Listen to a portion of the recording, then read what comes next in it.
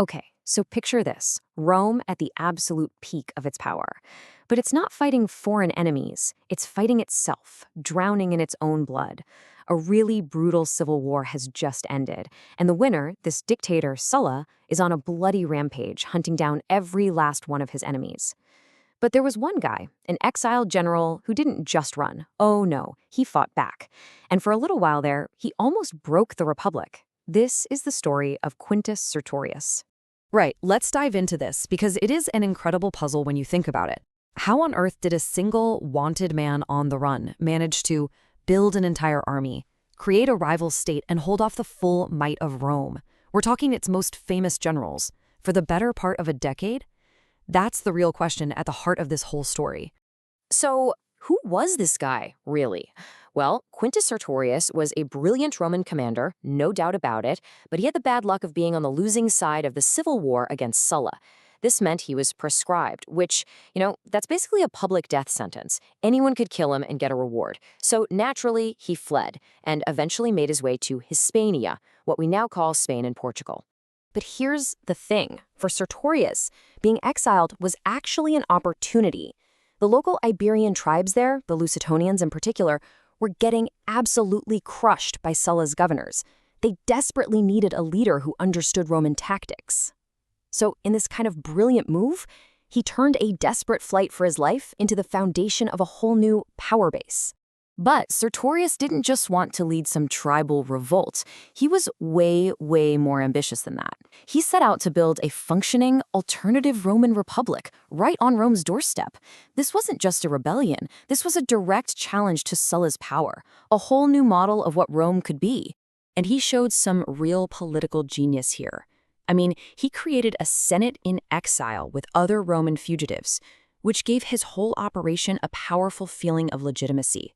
He set up a capital, started minting his own coins, and even started a school to teach Roman ways to the children of local chieftains. He was building a state that looked, felt, and acted just like Rome, but it was loyal only to him.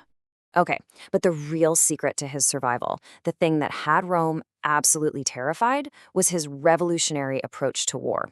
This is where he truly was a genius. He just knew, he couldn't beat the legions in a straight-up, fair fight. So, he just refused to give them one. He completely changed the rules of the game. He basically mastered what we now call guerrilla warfare. Instead of lining up his army for one of those massive, decisive battles like a typical Roman general, he relied on speed, surprise, and knowing the terrain better than anyone.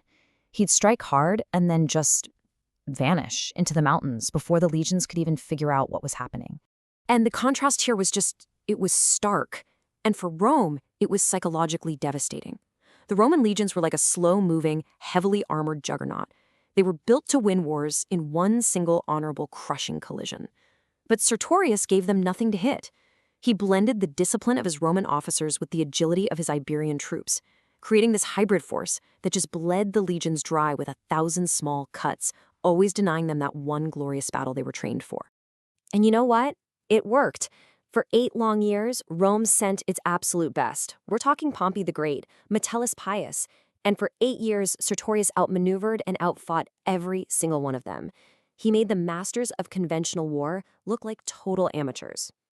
His success was so incredible that people at the time actually compared him to Hannibal, Rome's most legendary and feared enemy. That tells you everything you need to know. To be mentioned in the same breath as the guy who almost destroyed Rome, yeah, that's how serious a threat Sertorius had become. And his genius wasn't just on the battlefield, it was psychological too. He really understood the power of a good story. He had this tame white fawn that followed him everywhere, and he told his troops it was a gift from the gods that whispered secrets to him, battle plans, enemy movements. And his Iberian soldiers, they absolutely believed it. This kind of myth-making inspired a fanatical loyalty that held his whole diverse army together. But here's the problem. A state that's built on the genius and charisma of just one person is always going to be fragile. As the war dragged on, it became clear Rome couldn't beat Sertorius in the field, but the cracks in his own coalition were starting to show from the inside. The very same Roman nobles who had fled to him for safety started to get jealous of his power. The end, when it came, was swift and it was brutal. In 72 BC, at a banquet that was supposed to be celebrating a victory, he was assassinated by his own officers. led by his second-in-command, a guy named Perperna. And just like that, without its charismatic leader, the entire rebel state, the army, the government, the whole project, it just fell apart, almost overnight. So why did it all fail in the end? I mean, beyond the assassination itself, what were the fundamental weaknesses that made the whole thing collapse so fast and so completely? Well, ultimately, his state was a reflection of himself, and that was its fatal flaw. It was completely dependent on his personal genius. The other Roman exiles in his camp, they were driven by their own ambitions, not real loyalty to his cause. And at the end of the day, he was one man against a superpower. Rome could afford to lose battles. It had endless money and endless men. Sertorius couldn't. His genius could only hold back the tide for so long. And that leaves us with this final, lingering question.